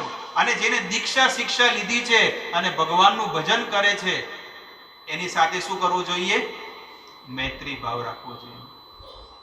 એને હૃદયપૂર્વક પ્રણામ કરવા, સન્માન કરવું જોઈએ. પણ શુશ્રૂષયા ભજન વિજ્ઞમ અનન્ય અન્ય. પણ જે અનન્ય ભાવથી ભગવાનમાં જ લાગેલો છે, 24 કલાક જે ભગવાનનું જ ભજન કરે છે, શુશ્રૂષયા 24 કલાક મનમાં ચિંતન કરે છે, અને ભજન વિજ્ઞમ અનન્ય અન્ય જે કોઈની શરણ નથી લીધી અને એકમાત્ર ઠાકુરજીનું જ જે ભજન કરે છે, એના માટે શું કહે છે કે એના તો ચરણોમાં બેસી અને આપણે કંઈક શીખવું જોઈએ કે અમને પણ તમે કંઈક જ્ઞાન અને ભક્તિ આપો. આવી રીતે રૂપ ગોસ્વામી 3 પ્રકારના ભક્તનું વર્ણન કરે છે. કનિષ્ઠ, મધ્યમ અને ઉચ્ચ લેવલનું. શ્રેષ્ઠ એટલે આપણે પણ શ્રેષ્ઠ ભક્ત બનવું હોય તો શ્રેષ્ઠ ભક્તના સંગમાં રહેવું જોઈએ. કરોડપતિ બનવું હોય તો કરોડપતિ હાથી રહેવું પડે. તો લખપતિ તો બનો, ખબર પડે. પણ જે આટા ફેરા મારતો એના ફેરા આપણે બે તો આપણું એ પેટ્રોલ ખાલી કરે. મારતો હોય જાવું, ખબર પડી વાતમાં. જે રખડતો હોય, રખડેલ હોય એના હાથે રખો તો આપણે જે ગાડી પેટ્રોલ ભર્યું એ ખાલી કરી દે. આપણી બીડીઓ પી જાય, આપણી તમાકુ ખાય, આપણી ચા પી જાય અને આપણને કોઈ ના હાલે. એટલે કે જે બિઝનેસમાં આગળ વધવું હોય તો કરોડપતિનો સંગ કરો તો તમે લખપતિ તો બનો જ. એવી રીતે ભજનમાં પણ જો આગળ વધવું હોય તો જેને ભજનમાં કોઈ ફાફા નથી એના હાથે આગળ પાછળ ફેરા કરો તો એના પાસે જ કોઈ નથી તો તમે શું મળશે? પણ જેની પાસે કંઈક મૂડી છે, ભક્તિ છે, એની સાથે તમે રહેશો ને તો તમને કંઈક આવશે. પણ એવા પણ સાધુ સંતો છે કે ક્યારે લોકોની પરીક્ષા લે કે આ લેવા ભક્તિ લેવાને પાત્ર છે કે નહીં. આજે તમે જુઓ કે એવા મોટા મોટા સાધુ સંતો છે એ કોઈની પાસે આવવા માંગતા જ નથી. એ અમે અમારું સ્વતંત્ર શુદ્ધ ભજન કરવા માંગીએ છીએ. પણ તોય જે નવા ભક્તો એની પાસે જાય, એમના ચરણ પકડે, એમના પગ દબાવે અને કે અમને પણ કઈ જ્ઞાન, ભક્તિ, સંસ્કાર, સારી વાતો અમને સંભળાવો જેથી કરીને અમે પણ ભગવાનની સેવામાં લાગીએ. પણ એ એવા સાધુઓ છે કે જે પ્રચાર નથી કરતા, જે માત્ર પોતાનું ભજન કરે છે. પણ આજે કળિયુગની અંદર શ્રીલ પ્રભુપાદજીની પરંપરામાં એવા સાધુ સંતો છે કે જે એટલા ઊંચા લેવલ પર પણ છે અને સંસારની ઉપર કૃપા દ્રષ્ટિને જ્ઞાન પણ આપે છે. સામેથી ઘરે જઈને લોકોને શું કહે છે કે તમે ભજન કરો. જો એ સામેથી તમારા ઘરે ન આવ્યા હોત તો તમે આજે ભજનના માર્ગે લાગ્યા હોત. સાચું બોલજો. તમે અહીંયા આવોત કે ભોયરામાં? હવે કેટલા બધા લોકો અહીંયા, ઘણા લોકો આવે ચોકડી પર પકોડા ખાઈને જતા રહે, ફેમસ ના. કેટલાય લોકો આવે, હજારો માણસો આવે છે. પણ અહીંયા મંદિર બન્યું, સેન્ટર બન્યું અને અહીંયાથી લોકો દૂર દૂર જઈને લોકો જાય છે અને બધાને સમજાવે છે કે તમે ભજનના માર્ગે લાગો. એટલા માટે કહે છે કે જેને આપણને ભજનના માર્ગે લગાડ્યા હોય ને એનું તો આપણે ઋણ ક્યારે જીવનમાં ઉતારી ન શકીએ, એટલા આપણે ઋણી છીએ. કૃષ્ણનું નામ અને સ્વયં કૃષ્ણ એ બંને એક રૂપ છે. એવી શ્રદ્ધા સાથે માણસે ભગવાનના નામનું કીર્તન ચાલુ રાખવું જોઈએ. કારણ કે ભગવાનમાં અને ભગવાનના નામમાં કોઈ અંતર નથી. જ્યારે તમે કામ ધંધો કરતા હોય, ઘરે બેઠા હોય, કોઈ પણ જગ્યાએ હોય, પણ આ વાણીથી 24 કલાક ભગવાનનું નામ લેજો. નિરંતર આનું નામ લેતા રહેવાનું. જ્યારે કોઈ વ્યક્તિ નવદીક્ષિત કક્ષાએ હોય ત્યારે તે પવિત્ર શુદ્ધ ભક્તના ભક્તિ તત્વોને સમજી શકે નહીં. તેમ છતાં જ્યારે નવા ગંતુક સેવા ભક્તિમાં, ખાસ કરીને દેવ સેવામાં વ્યસ્ત બને ત્યારે પ્રામાણિક આધ્યાત્મિક ગુરુ મહારાજની આજ્ઞાને અનુસરે છે. જ્યારે કોઈ નવો વ્યક્તિ હોય પણ એને ભગવાનમાં રુચિ ન હોય તો ભગવાનના ભક્ત શું કરે? એને ભગવાનની સેવામાં લગાડે, અને જ્યારે ભગવાનની સેવા કરે ને એ ભક્ત, તો ત્યારે એનું શરીર બહુ શુદ્ધ અને પવિત્ર બને. અને જ્યારે શરીર પવિત્ર બને એટલે એને ભગવાનનું નામ લેવામાં રુચિ થાય. શરૂઆતમાં આપણે આવીએ તો આપણને પગે દંડવત પ્રણામ કરવું હોય તો આપણને ખબર ન હોય કે ભગવાનને કઈ રીતે પગે પડવું, કેવી રીતે મંત્ર બોલવો. પણ આજે તમે જુઓ, ધીરે ધીરે ધીરે ધીરે જ્યારે તમે મંદિરે આવતા ગયા ત્યારે તમને બધી વસ્તુ થોડી થોડી ખબર પડતી ગઈ કે પ્રણામ કેવી રીતે કરવા, શું કરવું, શું ન બોલવું. અને આજે તમારું મન ભગવાનના નામમાં પણ લાગે છે કે તમે જો ભગવાનનું નામ વધારે તમે લઈ શકો છો. તો રોજ ભગવાનને એ જ પ્રાર્થના કરવી કે હજી હું તમારું વધારે નામ લઉં. એટલી આદત તમને પડી જશે ને કે ઉડતા બેસતા ખાતા પીતા બસ ભગવાનનું જ નામ તમે રટન કરશો. આપણે પેલો નહીં પોસ્ટમેન આવે, પેલો ટપાલી આવે, એનું કામ શું હોય? આખો દિવસ ટપાલીનું કામ શું હોય? આખો દિવસ એ ટપાલ આવી, ઘરે જાય લાંબો હાથ કરી લો, તમારે ટપાલ આવી. રોજ આમ કરે એટલે સાંજ પડે ઘરે જાય ને એટલે ઊંઘમાં પત્ની હોય ને ઈ લાંબો હાથ કરીને લ્યો ટપાલ આવી ઊંઘમાં. એટલે ઘરવાળી કે હવે તો જપો, આખો દાડો ટપાલ આલી હોય, હાથ માર કરો. એટલે કહેવાનો ભાવ છે આખો દિવસ એને જે કર્મ કર્યું એટલે ઊંઘમાં પણ એને શું થયું? સપનામાં કે લો ટપાલ આવી. એવી રીતે આખો દિવસ જ્યારે તમે આ વાણીથી ભગવાનનું નામ લેશો ને તો ઊંઘમાં પણ તમને છે ને ભગવાનનું નામ યાદ આવશે. ગેરંટી છે. ઊંઘમાં પણ. તમારે મહાભારત તમે વાંચો, મહાભારતની અંદર વર્ણન છે કે કૃષ્ણને પૂછવામાં આવ્યું, ભગવાનને પૂછવામાં આવ્યું કે તમે આટલા બધા લાખો કરોડો માણસો છે પણ તમે અર્જુનને આટલો કેમ પ્રેમ કરો છો, આટલો બધો? ત્યારે ભગવાન કહે છે કે અર્જુનના શ્વાસે શ્વાસે, રૂવાડે મારું નામ છે, મારું નામ બોલે છે. ઈ જ્યારે ઈ રાતે ઊંઘે છે ને, ઈ જ્યારે શ્વાસ લે અને છોડે છે ને તો કૃષ્ણ કૃષ્ણ કૃષ્ણ, એ શ્વાસ લે ને છોડે ને તો કૃષ્ણ શબ્દ આવે છે. તો આપણે પણ આ આદતોને સુધારવાની છે. આપણે ભૂંડી આદતોને છોડી અને સારી આદતોને સ્વીકારવાની છે કે જ્યારે કોઈ પણ વસ્તુ આપણે એક કોળીઓ ખાઈએ, જ્યારે જમીએ એના પહેલા કૃષ્ણ, ગોવિંદ, કેશવ, મુરારી, માધવ, વામન, આ ભગવાનના અલગ અલગ નામોનું નામ લેતા જ્યારે તમે આ ભગવાનનો પ્રસાદ લેશો ને, આ આજનો નવો ગુણ તમે ઘરે લઈને જજો. કેટલો સુંદર! તમે અડધો કલાક જમો છો, ભલે 10 મિનિટ વધારે થશે, પણ એ કોળીએ તમે કોનું નામ લેજો? તમારા ધણીનું નામ હશે તોય કહેશો કે રોમ, એમ નામ લેશો તોય તમારે તરી જશો. ગોવિંદ, કેશવ, મુરારી, કૃષ્ણ, જે નામ હોય એ નામ લેતા હા, નામે હારા છે. ભગવાનના નામથી લગતા હોવા જોઈએ આપણા દીકરા દીકરીઓના, વહુઓના, કોઈ બી. તો એનું નામ લેતા આપણે પણ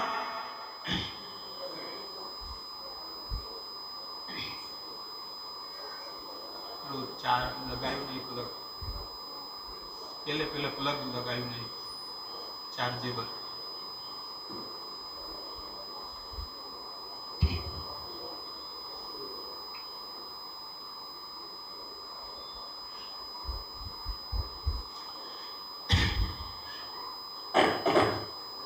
ભગવાનનું પુનિત નામ ભગવાન સાથે એક રૂપ છે એમ માનનાર ભક્ત ભલે નવદીક્ષિત કક્ષાએ હોય છતાં શુદ્ધ ભક્ત છે. તેના સંગથી બીજાઓ પણ વૈષ્ણવો બની શકે છે. તમે પણ જ્યારે આવી રીતે મંદિરે આવતા હોય, તમે પણ ભગવાનનું નામ કથા ને બધું સાંભળો છો, ભગવાનનો પ્રસાદ લો છો, તો આવી રીતે તમારે પણ ધર્મનો પ્રચાર કરવો જોઈએ. અહીંયા આગળ એ વસ્તુ કે છે જો કોઈ માણસ ભગવાનને શ્રદ્ધાપૂર્વક માત્ર ભજે પણ ભક્તો તથા બીજા લોકો પ્રત્યે યોગ્ય આદર ન બતાવે તો તે માણસ ભૌતિક ભક્ત એટલે કે કનિષ્ઠ ભક્ત ગણવામાં આવે છે. મંદિરે આવે તો મંદિરે ભગવાનની બહુ સારી, ભગવાનને બહુ સેવા કરે બધી રીતે, પણ જે ભગવાનનો ભક્ત હોય અથવા કોઈ બહારના માણસો હોય એનાથી શું કરે? ઈર્ષા કરે કે એના સાથે જામે નહીં. તો અહીંયા આગળ કે છે કે તે યોગ્ય આદર પણ ન આપે તો એ માણસ કનિષ્ઠ ભક્ત એમાં ગણવામાં આવે છે. આ વસ્તુને શ્રીમદ ભાગવતમમાં કહે છે, આચાર્ય એમ હરિયે ય પૂજા શ્રદ્ધયે તે હતે ન તદ ભક્ષિત ભક્તિષુ ચ અન્યેષુ સભક્ત પ્રાકૃત સ્મૃત. જે માણસ ભગવાનની ભક્તિ શ્રદ્ધાપૂર્વક કરે, ભગવાનની ભક્તિ તો કરે પણ સંસારના માણસોમાં શું કરે? ખોદણી કરવાની, શું કે કાપવાની વાત કરે. આ આવું છે ને પેલી આવી છે ને ફલોણું આવું છે, તો એ ભક્ત કેવો છે? વૈદિક શાસ્ત્ર અનુસાર કે છે કે સ ભક્ત પ્રાકૃત સ્મૃત, એ પ્રાકૃત ભક્ત છે, સંસારી વ્યક્તિ છે. બીજાઓ પ્રત્યે જો આદર ભાવ ન બતાવે તો તે ભક્ત તરીકે ઓળખાય નહીં.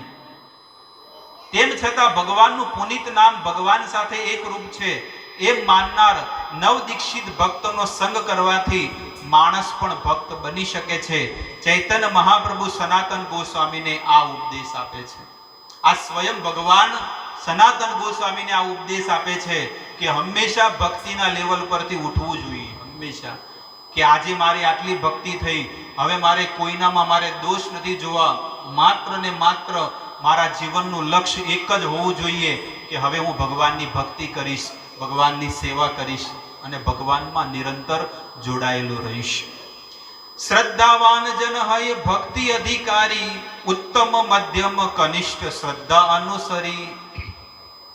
ચૈતન્ય ચૈતામૃતમાં લખે છે કવિરાજ ગોસ્વામી, જે માણસની શ્રદ્ધા દ્રઢ બની હોય તે કૃષ્ણ ભાવનામૃતમાં પ્રગતિ માટેનો સાચો ઉમેદવાર છે. જે માણસની શ્રદ્ધા દ્રઢ બની જાય કે હવે ભગવાન વગર મારો કોઈ ઉદ્ધાર નહીં કરી શકે, બસ આ ભાવ જ્યારે એના હૃદયમાં આવી જશે ને તો એ સાચો ઉમેદવાર છે ભક્ત. શ્રદ્ધા અનુસાર 3 પ્રકારના ભક્ત હોય છે. જેનામાં પ્રાથમિક કક્ષાની શ્રદ્ધા છે તે કનિષ્ઠ છે કે નવદીક્ષિત કહેવાય, એક નવો ભક્ત છે. તેમ છતાં જો તે આધ્યાત્મિક ગુરુ મહારાજને નક્કી કરેલા નિયમિત સિદ્ધાંતોનું ચુસ્તપણે જો પાલન કરે તો એ ભક્તિમાં આગળ વધી શકે છે. પણ જો ભક્તિના નિયમનું ચુસ્તપણે જો પાલન નથી કરતો તે ભક્તિના માર્ગમાં ક્યારે આગળ વધવાનો નથી. હતા એ નહીં, 5 વર્ષ પહેલા એ જ હતું અને 2021 પણ એવા ને એવા. આપણી ભક્તિ વધવી જોઈએ, જ્ઞાન વધવું જોઈએ, ત્યાગ વધવું જોઈએ, વૈરાગ્ય આવવું જોઈએ. વૈરાગ્ય એટલે શું છે? વૈરાગ્ય એટલે કે ઘર જેટલું છૂટે, જેટલું વધારે ઘર છૂટે એટલો વધારે વૈરાગ્ય. જેટલું ભગવાનમાં અને મંદિરમાં મન લાગે, ભગવાનના ધામમાં જવાની ઈચ્છા થાય એટલો તમને વૈરાગ્ય વધી રહ્યો છે. અને જેટલું ઘરમાં પડ્યા રહે બરમોડા પહેરીને તો એ પ્રાકૃત જ છે. જેની શ્રદ્ધા વધતી જતી હોય તે શુદ્ધ ભક્ત પછી મધ્યમ અધિકારીથી ઉત્તમ અધિકારી બની શકે છે. મધ્યમમાંથી પછી ઉત્તમ ભક્ત બની શકે છે. એટલે દરેક ભક્તએ એવો હંમેશા વિચાર રાખવો જોઈએ કે મારે ભક્તિમાં આગળ વધવા માટે મને આટલું સુંદર એક આંસુ છે, એક હોસ્પિટલ મને મળી છે કે હું ભવ રોગમાં ફસાયેલો છું અને હું જેટલો વધારે હોસ્પિટલમાં આ દવાખાને ટ્રીટમેન્ટ કરવા આવીશ એટલો બધો મારો રોગ મટતો જશે, ધીરે ધીરે મટી જશે. એટલે દરેક માણસે, દરેક ભક્તે ભગવાનના મંદિરે આવવું, ભગવાનના દર્શન કરવા, પ્રણામ કરવું, ભગવાનનો ચરણામૃત લેવું જોઈએ. એક કૃષ્ણ નામે કરે સર્વ પાપ ક્ષય. શું કે છે? એક કૃષ્ણ નામે કરે સર્વ પાપ ક્ષય. હવે મહાપ્રભુ કહે છે કે એક કૃષ્ણનું નામ લે તો શું થાય? સર્વ પાપ ક્ષય થઈ જાય. નવવિધા ભક્તિ પૂર્ણ નામે હૈ તે હય. માત્ર કૃષ્ણના પવિત્ર નામનું એકવાર કીર્તન કરવાથી માણસ સર્વ પાપ કર્મોમાંથી મુક્ત બની શકે છે. માત્ર પવિત્ર નામના જપથી જ 99 પ્રકારની ભક્તિ પૂરી થઈ જાય છે. જો કોઈ ઘરે બેઠા બેઠા આ ભક્તિ કરે ને ભગવાનનું નામ, તો એને 9દા ભક્તિનું ફળ મળે છે. 9 પ્રકારની ભક્તિનો ઉલ્લેખ શ્રીમદ ભાગવતમાં સુખદેવ ગોસ્વામી રાજા પરીક્ષિતને કરે છે. શ્રવણમ કીર્તનમ વિષ્ણુ સ્મરણમ પાદ સેવનમ અર્ચનમ વંદનમ દાસ્યમ સાખ્યમ આત્મનિવેદનમ ઇતિ પુંસાર્પિતા વિષ્ણુ ભક્તિ ચેત નવ લક્ષણા. આ 9 પ્રકારની જે ભક્તિના લક્ષણો છે, જો આમાંથી થોડા થોડા પણ લક્ષણો કોઈ ભક્તના જીવનમાં આવી જાય ને, તો આ જ જીવનમાં એ પ્રભુને પ્રાપ્ત કરી શકે છે. કઈ કઈ? સૌથી પહેલું શ્રવણ ભક્તિ, જે તમે કરી રહ્યા છો, સાંભળો છો. બીજું કીર્તન ભક્તિ. તમે ઘરે જાઓ એટલે ઘરે બેસીને શું કરવાનું? માળા કરવી. 1 માળા, 2 માળા, 3 માળા ભગવાનના નામની માળા કરવી જોઈએ. અને એ માળા થઈ જાય એટલે માળા કરતી વખતે પણ શું કરવું જોઈએ? સ્મરણ કરવું જોઈએ. ત્રીજી ભક્તિ કઈ છે? સ્મરણ, ચિંતન કરવાનું, ભગવાનનું સ્મરણ કરવાનું, જે ગયા રવિવારે મેં તમને કીધું હતું. અને ચોથી ભક્તિ છે સેવા કરવી જોઈએ. ભગવાનની ઘરે શું કરવી જોઈએ? સેવા, પૂજા, અને પછી અર્ચન એટલે કે આરતી કરવી, અર્ચન. અને વંદન, ભગવાનને શું કરવું જોઈએ? વંદન. અને માથામાં ચંદન. ભગવાનને પ્રણામ કરવા એટલે એને વંદન, અને અહીંયા શું કરવું જોઈએ? ચંદન, તિલક કરવો જોઈએ. અને દાસપણું, ભગવાનને રોજ એ જ પ્રાર્થના કરવી કે ભગવાન, હું તમારો કોણ છું? બોસ છું. હું કોણ છું? બોસ છું. બોસ એટલે તમારે મારી સેવા કરવાની છે. શું સેવા? એ કે મારી તિજોરી ભરવાની, મારી પેટ્રોલની ગાડી ભરી દેવાની, આ બધું જે છે ને એ મારી સેવા તમારે કરવાની. એટલે તો હું તમારા મંદિરે આવું છું. એટલે તમે દાસ છો ને હું કોણ છું? હું બોસ છું. બોસ, બોસાનું બોસ.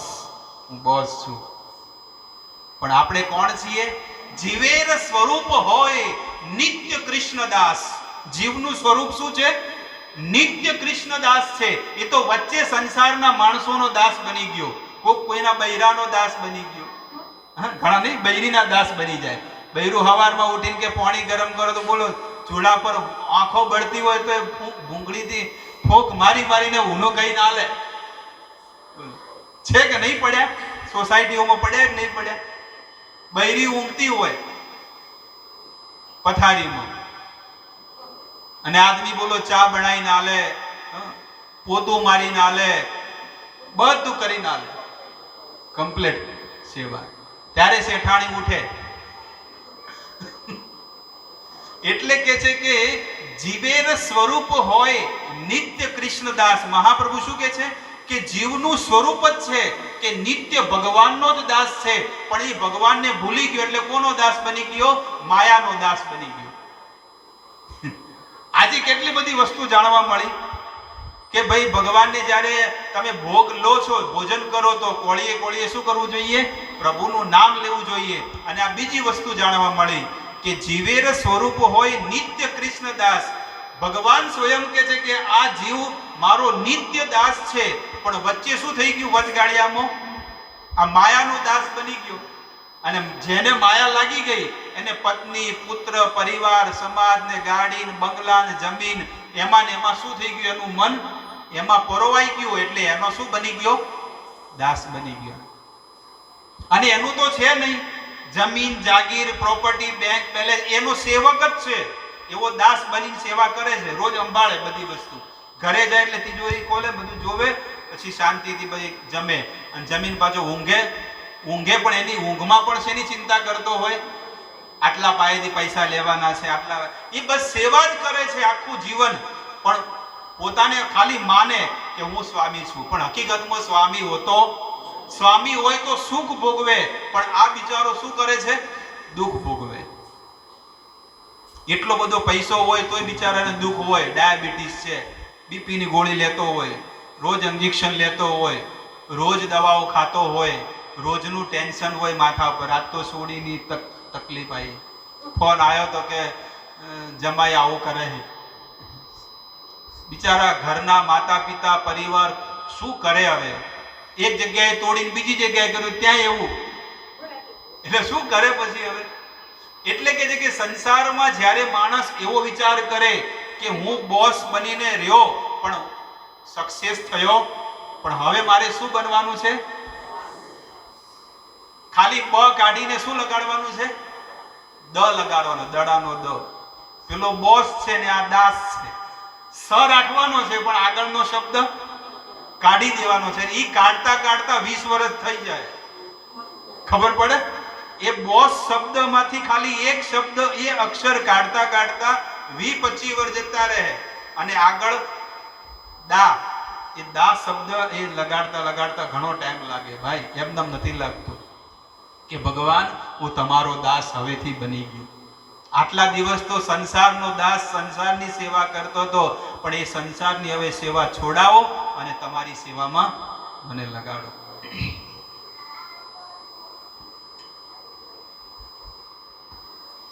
માત્ર કૃષ્ણના પવિત્ર નામનું કીર્તન કરવાથી જ માણસ સર્વ પાપ કર્મોના ફળમાંથી મુક્ત બને છે. માત્ર ભગવાનના નામના જપ કરવાથી 9 પ્રકારની ભક્તિ એને મળે છે. ભગવાનનું નામ જો કોઈ જાપ કરે ને તેને 9 પ્રકારની ભક્તિ કઈ છે કે દાસ ભક્તિ, અને પછી મિત્રતા, ભગવાનને મિત્ર ભાવમાં ભજવા જોઈએ. અને આગળ કે છે કે સર્વસ્વ આત્મનિવેદન. નવમી ભક્તિ કઈ છે? આત્મનિવેદન. આત્મનિવેદન એટલે ખબર પડે? આત્મનિવેદન એટલે કે જે છે બધું હું તમને સમર્પિત કરું છું. જો આપણે ભગવાનને આ વસ્તુ સમર્પિત નહીં કરીએ તો આપણી આ વસ્તુ કોઈ બીજું લેશે. જો આપણે સમય ભગવાનને નહીં આપીએ તો એ સમય કોને આપણે આપવો પડશે? સંસારના માણસોને. આ શરીરથી જો ભગવાનની સેવા નહીં કરીએ તો આ શરીરથી કોની સેવા કરવી પડશે?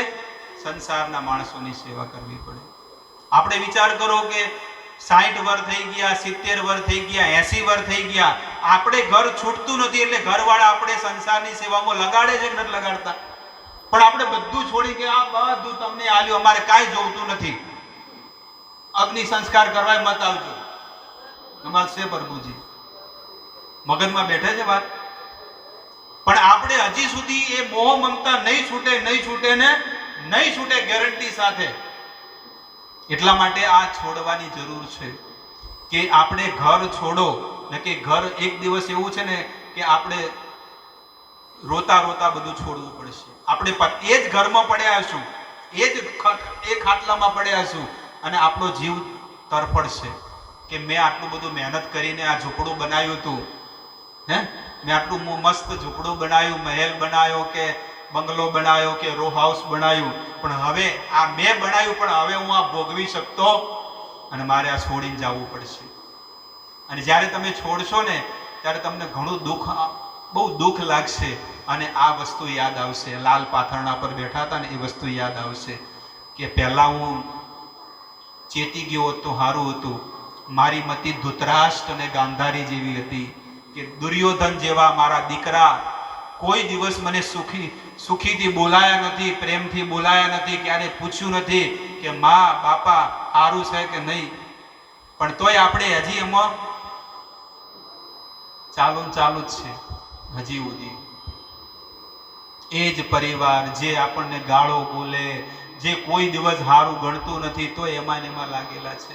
અને ભગવાન આપણને કેટલો પ્રેમ કરે છે, પણ એનાથી ના દૂર ભાગે, દૂર. કેટલું સારું કહેવાય કે જે ભગવાનની સેવામાં લાગી જાય છે. ઘરે રહીને પણ ભજન કરો, ઘરે રહીને પણ કરો કે ભાઈ અમારું જે કર્તવ્ય હતું ને અમે પૂરું કરી દીધું. 60 વર્ષે 50 વર્ષ આખી જિંદગી મહેનત કરી અને તમને મોટા કર્યા, લગ્ન કરાયા, વસ્તારને મોટો કર્યો, બધું કર્યું. હવે કેટલું કરીએ? પણ તોય હજી સુધી બોલો છોકરાઓ રાખે, કામ કરવા જાય. આટલી બધી મહેનત કરવાની જરૂર શું છે? એટલા માટે કહું છું કે તમારા કલ્યાણ માટે તમે સ્વયં જાગૃત બનો. રાજા પરીક્ષિત તો માત્ર 25-30 વર્ષની ઉંમર હતી અને એમને તક્ષક નાગ જ્યારે એમને ખબર પડ્યો કે આવતા વીકમાં, આવતા અઠવાડિયે મારે મોત થવાનું છે, તો એમને તૈયારી કરી કે ન કરી? આપણે કોઈ ઠેકાણા નથી કે આવતી ઘડી આપણું મોત આવશે. આપણને કોઈને ખબર છે કે કેટલા ટાઈમ આપણે જીવવાના છીએ? પણ તો હજી તો એમ લાગે હજી ખાસા જીવશું ને, હજી ખાસા જીવશું. હજી તો બીજો ચુનાવ આવશે, વોટિંગ કરીને જાઓ, ફેરથી મોદી લાવશું અને પછી કદાચ રાખે તો વળી 2029માં લાવશું. હજી સુધી આશા તો છે જ. કોઈ દાડો કોઈ માણસ એવો વિચાર નથી કરતો કે આવતી ઘડીએ મારું મોત છે, આવતી સેકન્ડે મારું મોત. કારણ કે મોતને માથા ઉપર લઈને આપણે ફરીએ છીએ. એટલા માટે જાગો, જીવ જાગો, જીવ જાગો, ગોરા ચાંદ બોલે. આ ભગવાન કે છે કે જાગો, કતો નિદ્રા જાઓ, માયા પીસાચી રકોલે. કેટલા જન્મોથી તમે આ માયામાં પડ્યા છો ને હજી સુધી પડ્યા છો, હજી સુધી આ બધું છૂટતું નથી તમને. એટલે કે છે કે જાગો અને આ ભવસાગરમાંથી નીકળવાની ઈચ્છા રાખો. એટલે કે છે કે આત્મનિવેદન ભગવાનને શું કરી દો? એટલે કે છે કે જ્યારે કોઈ ગુરુ બોધ લે, જ્યારે કોઈ દીક્ષા લે છે એટલે શું કરે છે? રૂપ ગોસ્વામી કહે છે ભક્તિ રસામૃત સિંધુ ગ્રંથની અંદર એક ગ્રંથ છે ભક્તિ રસામૃત સિંધુ, અને એમાં કહે છે કે દીક્ષા કાલે ભક્ત કરે આત્મસમર્પણ. શું કરે છે? દીક્ષા કાલે જ્યારે એની દીક્ષા થવાની હોય એ ઘડીએ શું કરે છે? આત્મસમર્પણ. પણ માણસને તો દીક્ષા લેવાની વાત હોય તો શરીરે સમર્પણ નહીં થતું. આત્માની તો વાત જ જવા દો, એ શરીરથી સમર્પિત નથી થઈ શકતો, તો આત્માની તો ક્યાં વાત કરો છો? દીક્ષા કાલે ભક્ત કરે આત્મસમર્પણ. બધું એ ગુરુ અને ભગવાનને સમર્પિત કરી દે છે કે મેં તમને સમર્પિત કર્યું.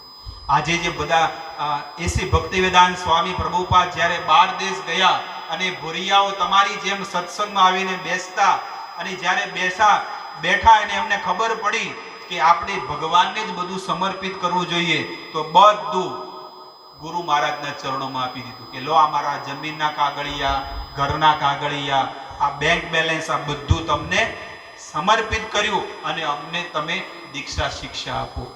એમના એ લોકોની અંદર આટલા સારા ગુણ કે બધું આપી દીધું. આ જમીન જાયદાદ બધું, આ તમે મંદિરો બનાવો, જે કરવું એ કરો આની અંદર, અને અમારી જગ્યા ઉપર મંદિર બનશે ને તો અમારી પેઢીઓની પેઢીઓ તરી જશે.